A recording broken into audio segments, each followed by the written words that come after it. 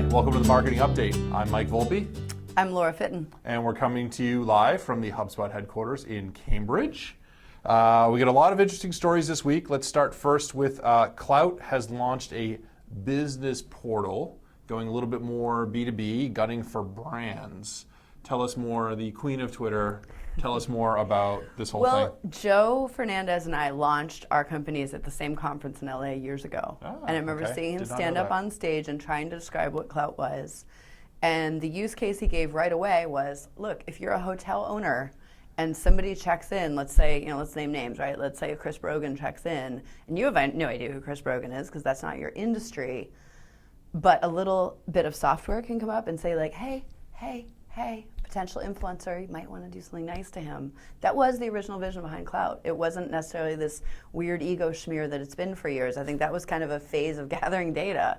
And I've always, Matt Thompson at Klout's good friend of mine, is the CTO, love that guy, so question a lot of the stuff Klout did over the years, right? But this makes a lot more sense. And I don't know if it was what they were gunning for the whole time and they just needed to build up enough data for it, but it's a really interesting idea and it kind of demystifies all the figuring out brands have to do about social. And so far the only brands that have done well on social are the ones willing to invest the human power and the software to really figure it out on their own. So I think there's a lot to this. What do you think? Yeah, I think it's interesting. I think it could be cool. I think there's other people that have tried to do things like this. Oh, and they don't there's yet. Lots. There's lots of there's lots of bodies along that road, right? But I think that and I think that they did also say that in the future they will enable companies with ways to then interact. Mm-hmm. This is more of a dashboard of like, okay, out of the people following you, talking about you, here's some analytics about what they look like and some of the people that you might want to think about approaching on a one-to-one basis. But you can't do anything with it then. You have to then take that information and be like, oh, now I'm going to use some other tool to go do something with it. So I think as they build it up more and become more and more robust, it could be interesting. I think that people have been trying to do this kind of thing, and this is another good option where there's like some aggregation of data to tell you something about the networks of people that are following you and talking about you and which people you might want to spend a little bit more time with. So, yeah. So, cool stuff. Next up we have... We also saw something from a company called Parse, which does mobile backend platforms. So, a developer wants to build an app. There's a lot of technical stuff involved with mobile backend. I know for me, the company I know better in the space is Convey, local company here. So, they've realized, look, we've got 500 million push notifications we're sending every month. We have a lot of information there about how people interact with their mobile apps, how people interact with their phones. Let's offer an analytics service in addition to providing our back end as a service. Yeah, so basically all those push notifications you're getting from your apps, if you're a developer, you'd want to know, well, when you're sending those, how many people open and interact with your app within what time after receiving what push notifications. Which ones? It's basically just like, it's essentially app analytics or marketing analytics for your push notifications. So sort of cool. The thing that I thought was interesting was when you started to dive into it, they have a free account where you can send 1 million push notifications per month. Free. They want more data. Wow, apparently, yeah, interesting. And then for 2 million, it's like $200 a month or something like that. So like, I don't know. So interesting. I was sort of surprised by it. It's like, wow, that seems like a lot for free. Because I think for most apps that haven't had very much mainstream adoption, 1 million push notifications is a lot. If you have 50 or 100,000 users, that's a fair amount per month per user. So right. But no, it's a ton, but I think that's one of the reasons I was seeing this sort of like, okay, the analytics for you, you're hosting your app with me, I give you your analytics. Yeah. But if I'm Parse, I want to get as many pieces of information about this in general across all apps. Yeah. So I can start talking to advertisers, so I can start providing data services that are more aggregated across app performance in general. Yeah. So that, 1 million free push notifications is more data for me. Cool. One other final note of that was that as a company, they're sending 500 million push notifications per month. So you start to see sort of the rise of mobile and customer interaction channels that are outside of email and outside of other things. So that's sort of interesting because that's just them. And sort of beyond that, there's many, many more push notifications being sent that people either Although I don't know about you, my reflexes are bad, and often I'll be trying to do what I was already doing on my phone, and I'll accidentally hit that push notification, and then something launches. I will say I have spent a lot of time with all 3 brand new iPhone 5s that I've gotten, because 2 of them dropped and broke. Long story. But okay, I next spent time I a blow lot through of an time. error, I'm going to remind you of that. Yeah, different budget. But anyways, now we're getting into personal stuff. But I have trouble with laptops. I've spent a lot of time in the notification center, like muting stuff, because I really there's a few notifications I really want, and there's a lot that I just do not want. So, yes. In any event. All right, next up, this is interesting, and this is about, you should talk about this. I feel like this is old home week. I'm like, oh, and I knew Joe, and I knew Matt. So hashtags. There was a guy named Chris Messina, like 100 years ago, who borrowed the hashtag convention, I believe from IRC, and said, how could we make this work so that Twitter would have tagging? Because at the time we had like, maybe 3, we didn't even have Facebook yet. Right? We had Flickr and you could tag there. We had YouTube and you could tag videos. We had Twitter and you couldn't tag. So he proposed this like arcane, crazy, impossible to implement system. I'm like, that'll never work, right? I was wrong. Father the hashtag. Like, I have high school kid friends who will be like using it verbally. Oh, like, yeah, people now say, oh my God, we went skiing this weekend. Hashtag POW. Yeah, totally. Yes. And what is POW anyway? I'm not sure what that means. I'm too old to know that. Powder. But, got it. Okay. Because it's hard to say, right? Okay. I thought it was good, like the old school, like Batman, when like they would punch each other and it'd be that's like, POW! Why it drives me nuts. POW already means something, kids. Yeah. Especially when people my age start using it. I'm like, really? Oh, I just whacked the microphone. Oops. So, all right, back on topic. The hashtag, nobody argues, incredibly, incredibly mainstream now. Yes. Incredibly powerful. I've always thought of them as like, Times Square happening out of nowhere within seconds, millions of people all aggregating around one focal point, and then often they dissipate right away. Yep. Sometimes they carry on as communities. And it's been embraced by not only people, but also brands, because something like a huge percentage, I don't know if we have it here, but a big percentage of Super Bowl ads, and many ads in general, but a lot of Super Bowl ads, like 25% or something. Yeah, it was like 1 in 5 last year. I don't know. 25%, something like that. So a big percentage of them were incorporating hashtags to try to drive online discussion about their hashtag TV opportunity. Ads. Right, exactly. Like, yeah, exactly. That's the hashtag sign. And what's funny is during the Super Bowl, I actually tweeted that it's no longer remarkable to include a hashtag in your TV ad, because it's not. So it's like it's become so mainstream, but it's become so mainstream. Ads. They're in print ads now. Yep. It's like everything. Yeah. So when is the direct mail going to get the hashtag? Maybe we should bring the hashtag to cold calling. Remember that hashtag we call it? Like you're leaving a voicemail and you're like hashtag call me back, maybe something or whatever. Sales rep. Yeah, exactly. Hashtag cold call. Anyway, so that'll be what's happening with the hashtag though? Because it's big on Twitter, but Facebook, the Wall Street Journal has this. Yes. God love them. Facebook is going to incorporate it into their social network, which or will at least be interesting. it says they're working on it, so we think that they probably will, but they're trying to figure it out how. Yeah. And of course, one of the huge differences over the year between Facebook and Twitter was, Twitter's wide open search. Everybody in the world can search it. Facebook's a lot more locked down. Yeah. But Facebook just rolled out search. Yes. Which is a huge Highly step personalized towards search, being different, able to implement Yeah. hashtags. So that's it'll going to be interesting to watch. And just interesting, something to keep an eye on. But definitely, I think the notion of the hashtag and like tagging conversations around certain topics definitely here to stay. We have more news from Twitter. Apparently, a big week for the Twitterverse. Small advertisers can now use all of the more advanced features of the Twitter advertising platform that they didn't really have access to before.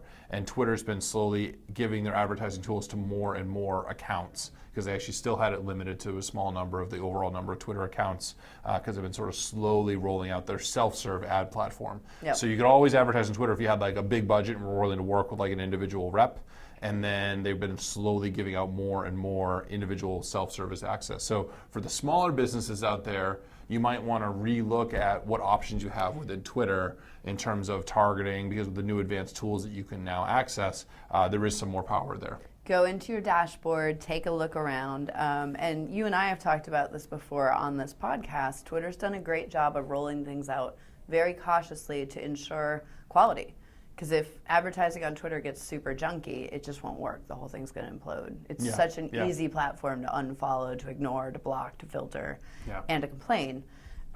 So, I think it sounds like they were being very elitist by only letting big brands have these tools if they talk to a sales rep. But certainly in the very, very beginning, that was not about getting the most money possible. That was about doing the maximum hand-holding possible and making sure the companies did it well, had success, which makes a lot of sense. I'm kind of surprised more platforms don't do it that way. Yeah, I think I think everybody knows that it's harder to build software to make all this stuff easy than it is to just get a human involved and like figure it out. And so it takes longer to get the self-serve platform going. So worth checking out. What so do we Mike, have? Yeah. on this next one, I know. this is going to be the I Mike love show this because one. I don't know that much about this SEO. topic, I don't understand it that well. But I was shocked at the highlight of this article that if you have as little as 50% suspicious links, you could have a rank drop. That's a huge number of suspicious links. Isn't it crazy? There's no victims here. There's no innocent victims on this one. I don't know. Maybe there are. Tell me. Educate me. So 50%. What I would say is that the great thing about all of this is that SEO is becoming more like something that's easily explained to a normal person because you no longer need to understand like all this like esoteric like little tricks that you can pull because Google is slowly making it harder and harder to trick them.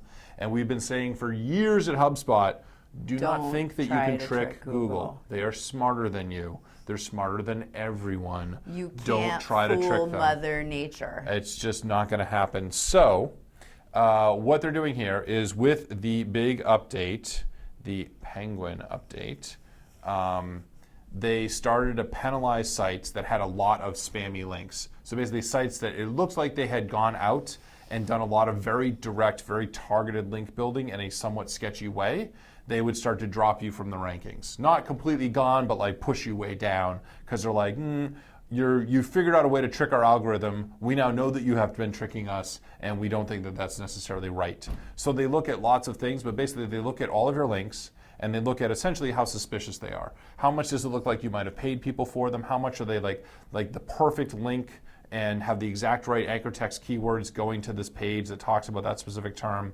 Is the content of the page linking to you? Is that content similar to the content that's on the actual page? So is it like, okay, this article that's talking about something is linking to this other article that's talking about the same thing, and that would make sense, versus like, some page about, some band linking to some page about marketing where they have nothing to do with each other, and clearly there's something nefarious going on there with the link. So they're doing lots of things like that. And when they first rolled out this big update, they said, okay, if a huge portion of your links, if like 80% of your links are sketchy, we're going to drop you. And that's like the worst people on the internet, right? The most 80%. Terrible, I know, the most terrible people on the internet, we're going to drop you. Now they're saying, okay, well, if half of your links are sketchy, we're going to drop you. I'm like, hooray, like this is great, like keep going. Like I would say that probably the right ratio. The number's still that high. It's interesting. So I would actually say it's probably around maybe 10 to 20%, something like that is where they probably need to get to. It probably also does need to be different for different size websites. So if you're a site like HubSpot and you have like hundreds of thousands of people linking to you, it's really, really hard for someone to say, point 300,000 sketchy links at you to like make it so that Google would drop you. Because the one thing some SEOs are concerned about is this: is like, okay, well, let's say you only have 100 links coming to your website. If someone built 50 sketchy links, well, they have to do a little bit more of that because it'd be 150, whatever. If they built 100 sketchy links into your site, it's not that hard to do because they're sketchy, because they're easy ones to get, right? Would you then get dropped from the rankings? And so if you were competing with another like small business and they only had 100 links, could you do that to like screw them out of their organic ranking? So I do think that that's what Google needs to watch. So I think the standard should be different based on the number of links to your site. But I would say it'd be really, really hard for somebody to do that to a HubSpot or another bigger company. And in that case, I think this is awesome because the majority of our links, the vast, vast majority of our links are earned links that we're not even trying to get that people link to us because our content is good and we're playing the SEO game the way Google wants you to play it, which is by providing value to the users. By being good at providing value instead of playing the game. This is the whole point of why I think inbound marketing is the next generation of SEO. This is why Rand Fishkin talks a lot about inbound marketing, because he knows that's where all this stuff is going, right? And it doesn't mean as an SEO that you're totally out of luck. It just means you need to continue to evolve your skills as you always have to have done. And now it's more about creating value for users. You need to respect what the search engine is there to accomplish and work within that framework. So tell me two things, right? I'm a business. 5 years ago, I hired someone for SEO because I didn't know that much about it. I have no idea what that person did or didn't do to my site until a Penguin update comes, and then I'm the one screaming loudest going, Google, you just screwed me. Which, by the way, don't scream Google, you just screwed me after a Penguin update. Because usually that means you were doing something bad, even if you didn't know you were doing it. Yeah, this is like, don't raise your hand and be like, I was doing something bad. Well, this is like the cops finally caught you for something you've been doing illegally for 2 or 3 years. Right. The cops didn't screw you. You were doing this thing for a long time. So let's you were just getting away with it. Let's layer the that SEO person from ages ago or from recently, but I didn't know they were scummy. Yeah. And then the competition idea you said of like, oh my God, what if my competition's doing this to me? How do I protect myself as the business owner? How do I look and audit and get a sense of who's linking to me? So there's some tools both from a company called Majestic SEO and from SEO Moz that you can use to sort of get a sense. And actually the article we're talking about, which is on Search Engine Land, had a link to a company that used those tools to do some analysis of some websites to say like how many were getting the stuff and whatever. So those are 2 places you can go to get a sense of like your links. You can also use, you could actually sign up for a free trial of HubSpot as well, and then put your site in there, and then we'll give you, I think, at least 1,000 links in the trial, and then you can go through those and see how many you know about and how many are sketchy or not. You can do some of that analysis too. Take a free sample. So there's a little sort of like some auditing that you can do, but the bigger question is like, well, what should you be doing today? And that's the other part of your question. What you should be doing today is just doing inbound marketing, creating as much awesome content as you can, and promoting that in non-sketchy ways so you get more links. Because the best way to insulate yourself, to inoculate yourself against an attack is to have it be harder to attack you, right? To build up your antibodies, and your antibodies are good quality inbound marketing links. is an immune system. It kind of is, right? So if you have, again, you don't want to be the one with 100 links, you want to have 500 or 1,000, because the more you have, it insulates you against any potential attacks like that, or just weird stuff happening where like a bunch of sketchy people link to you for some weird reason, right? Right. So, in any event. I'm going to skip this last one, because I want to talk about this. Because we were just talking about sketchy things happening. Yeah. So Laura didn't love talking about this. In the last 48 hours, the internet lost. So why don't you explain, before we get into what we were talking about, what happened? Just the facts, what happened?